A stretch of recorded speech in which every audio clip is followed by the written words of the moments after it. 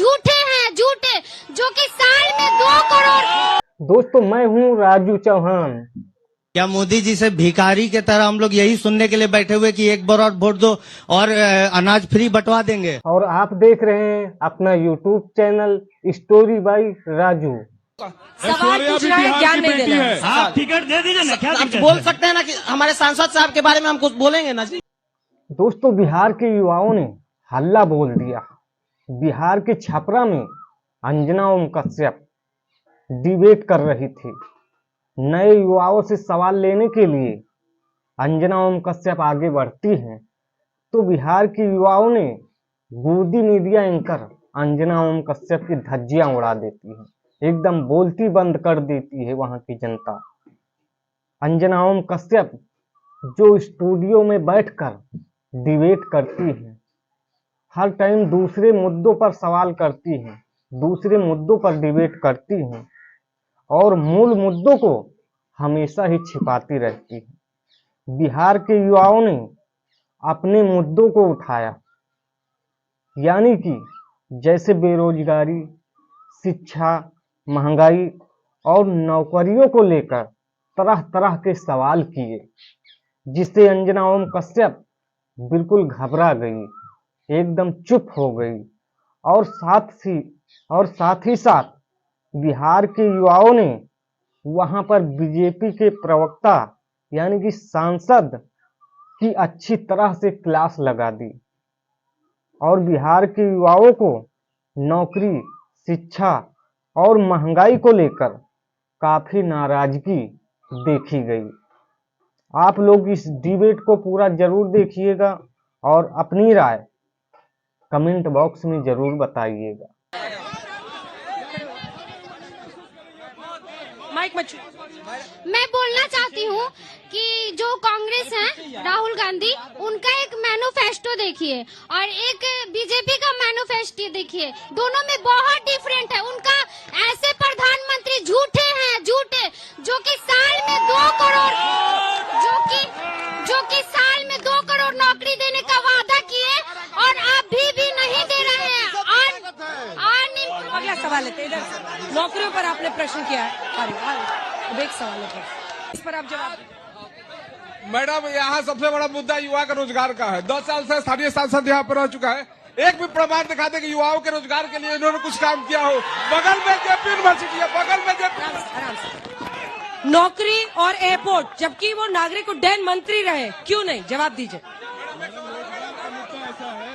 इतनी सारी job creation Saran में हो रही है, जितने एनएच आप उठा के देखिए कि Saran, madam please Anjana ji, Google का क्वेश्चन है, अगर आप उठा के देखेंगे तो गंगा ब्रिज पे अगर सबसे ज्यादा कहीं पुल का निर्माण हो रहा है तो सारण में हो रहा है। क्या ये जॉब क्रिएशन नहीं है? सबसे ज्यादा एनएच का काम सारण में हो रहा है, क्या ये जॉब क्रिएशन नहीं है? बताइए, आप इसका जवाब दीजिए।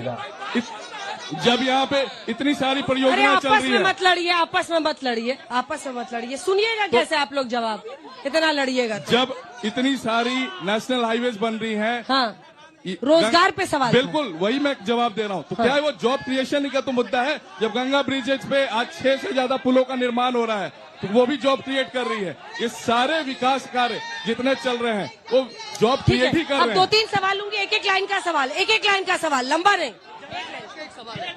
छोटा सा। हाँ, मैं जनसुराज से हूँ। मैं पूछना चाहता हूँ कि बिहार में 40 में 39 सांसद मिलने के बाद क्या मोदी जी से भिखारी के तरह हम लोग यही सुनने के लिए बैठे हुए कि एक बार और वोट दो और अनाज फ्री बंटवा देंगे? और दूसरा सवाल नहीं पूछ रहे हो, ज्ञान दे रहे, बहुत इंपॉर्टेंट है।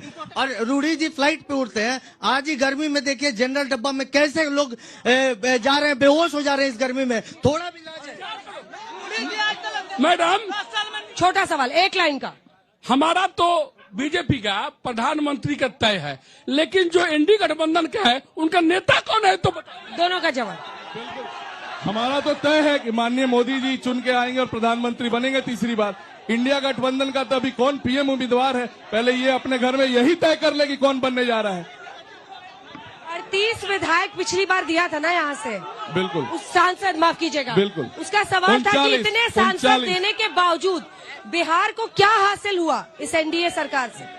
मैडम, बिहार को हासिल जो हुआ आप देख ही रही हैं। क्या हुआ? जीडीपी ग्रोथ बढ़ गया, इंडिया की 5th लार्जेस्ट इकोनॉमी बढ़ गई, बिहार में इतने सारे रोजगार आए, ये सारा मुद्दा ही है यहाँ पे। जब मोदी, अगर हम लोग पूछते अगर हैं आप कि चेहरा सारण की कौन बात है, करें- सीएम पीएम कौन बनेगा, तो आप गुस्सा जाते हैं। नहीं, अब यहाँ पे लोगों ने पूछा है, कुछ तो जवाब दीजिए। नहीं नहीं, आरा और छपरा को गुस्सा नहीं आता है, पहले भी गुस्सा नहीं आता था। देखिए, पीएम संसदीय प्रणाली में जो भी जानते होंगे, पीएम का चुन के आना जीते हुए सांसद तय करते हैं। पहले से जो तय करते हैं उनको मालूम है। ये देखिए कि कितनी विकट समस्या है कि इतने फेलियर होने के बावजूद उनके पास कोई विकल्प नहीं है ना कि ना मोदी ना जी क्या ना एकदम ना, आप बताइए। अगर ये विधानसभा जनता नहीं जीतेंगे, मानेगी। आप बताइए। ये अगर जनता नहीं विधानसभा मानेगी। सुन लीजिए। अगर आप विधानसभा जीतेंगे तो क्या ये कोई पहेली है कि तेजस्वी यादव सीएम बनेंगे? नहीं, तब तो आप चेहरा तय नहीं, कर नहीं, देते हैं। अरे आप बताइए, योगी जी को कब उन्होंने घोषित किया था चेहरा, बता दीजिए। खट्टर को कब किया था? दूसरे चुनाव में फडणवीस को घोषित कब थे। किया था? दूसरे नहीं, चुनाव में योगी का चेहरा घोषित नहीं, था। नहीं, पहले में तो नहीं था ना। देखिए, पहले में तो कोई सीएम नहीं, बिना चेहरे के भी 3 चुनाव जीते गए हैं, 77 में, 89 में और 2004 में, और 2024 में भी वही होगा। मोदी जी आपके को साथ- हमारे हमारे सारण का सवाल है, अच्छा, ये सुनिए, निजी जवाब- मसला सवाल- नहीं है। सवाल ऐश्वर्या पूछना भी है, बिहार ज्ञान की नहीं बेटी देना है। है। आप टिकट दे दीजिए ना, क्या आप दिक्कत बोल है? सकते हैं ना कि हमारे सांसद साहब के बारे में हम कुछ बोलेंगे ना जी। उनसे पूछिए ना, बीजेपी वाले। हमारे सारण के जो सांसद साहब हैं राजीव प्रताप रूडी जी, जो कि हम लोग जैसे मतलब युवा और गरीबों से हाथ मिलाते हुए तो हाथ सैनिटाइजर करते हैं। इसका हम आपको सबूत दिखा सकते हैं। ये पूरी ही गलत बात इसका है। हम आपको सबूत दिखा आप- सकते हैं। बोलिए कि है कि नहीं? सवाल है वो हाथ मिलाते ऐसे हैं तो सांसद हाथ हैं अपना जो सैनिटाइज से धोते हैं। गरीबों के घर में, गांव कस्बों में धरातलों पे घूमने वाले सांसद हैं और विकास मुद्दे पे वो चुनाव लड़ रहे हैं। अंजना जी, 33,000 करोड़ की योजना चल रही है यहाँ पे। आप गांव में किसान से, गरीबों से मिल के देखिए क्या माहौल है रूडी जी के प्रति, और गांव गांव घूमने का काम करते हैं, विकास के मुद्दे पर चुनाव लड़ते हैं, ना कि दोस्तों, हवा आपकी हवाई। इस डिबेट नवल का किशोर जी, हमें मैं- गर्व है उन पे। नवल किशोर जी, जरूर बताइए। एक तो राजीव और प्रताप आपकी रूडी बात वाकई मतलब किसकी 4 बार सरकार? लालू जी जीते तो कमेंट 4 में बार जरूर राजीव प्रताप बताइए। रूडी जीते, ये इतिहास है यहाँ पर। दूसरी तरफ आप कह रहे हैं बार बार मोदी पर डिपेंड करते हैं, तो उनके लिए तो एडिशनल फैक्टर हो गया ना कि मोदी की लोकप्रियता देश भर में बोल रही है, तो उनके लिए तो एडिशनल फैक्टर हो गया। देखिए अंजना जी, सवाल अंजना जी का है, सुन लीजिए पहले। अरे भाई साहब सुन लीजिए, पीछे आराम से सुन लीजिए। आप बहुत सम्मानित हैं, सुन लीजिए, बैठिए, शांति से सुन बैठिए। लीजिए, सुन। देखिए, 4 बार चुनाव जीतने से कोई लालू यादव नहीं बन सकता है। लालू यादव तो एक ही है इस देश में। लालू यादव उन्हें सुन बनना भी लीजिए, नहीं अरे है, सुन तो लीजिए उन्हें पहले। भैंस पे पहली नहीं बात- बैठना है, उन्हें विकास अरे के सुन- मुद्दे सुन से लीजिए चुनाव पहले। लड़ना है, और मुद्दा विकास है। फिर वही बात, बीच में नहीं, बीच में नहीं। बीच में क्यों बोलते हैं आप? इनको फिर वो पूरा- आपके बीच में बोलने लगेंगे, ऐसे ठीक नहीं। इनको मालूम नहीं है मैं कितना बीच में बोल।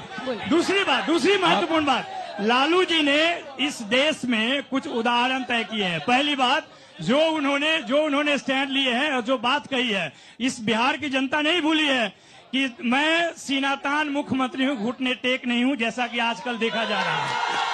पहली बात, उन्होंने जिस रेल को 90,000 करोड़ का फायदा दिखाया, 90 लाख करोड़ का फायदा दिखाया, उस तो दोस्तों, आप लोगों ने यह पूरी डिबेट देखी। आपको यह डिबेट देखकर कैसा लगा? अपनी राय कमेंट बॉक्स में जरूर बताइए। बिहार के युवाओं के जो मुद्दे हैं वो, और जो हर युवा का मुद्दा होना चाहिए, जैसे रोजगार को लेकर, महंगाई को लेकर, शिक्षा को लेकर, तो इसी तरीके से मुद्दे, जो अपने मुद्दे होते हैं, उन्हें उठाते रहना चाहिए। इन्हीं मुद्दों पर चुनाव भी होना चाहिए। जो मूल मुद्दे हैं, जैसे महंगाई हो, शिक्षा हो, बेरोजगारी हो, ऐसे ही मुद्दे डिबेट में नहीं उठाते हैं, और ना ही बीजेपी प्रवक्ता से, ना ही विपक्षी से कोई सवाल करती है गोदी मीडिया एंकर। दोस्तों, अगर आपको यह वीडियो डिबेट अच्छी लगी हो तो अपनी राय कमेंट बॉक्स में जरूर बताइए, और ना ही अंजना ओम कश्यप कभी बीजेपी प्रवक्ता से महंगाई, बेरोजगारी और शिक्षा के ऊपर डिबेट में कभी नहीं पूछती है।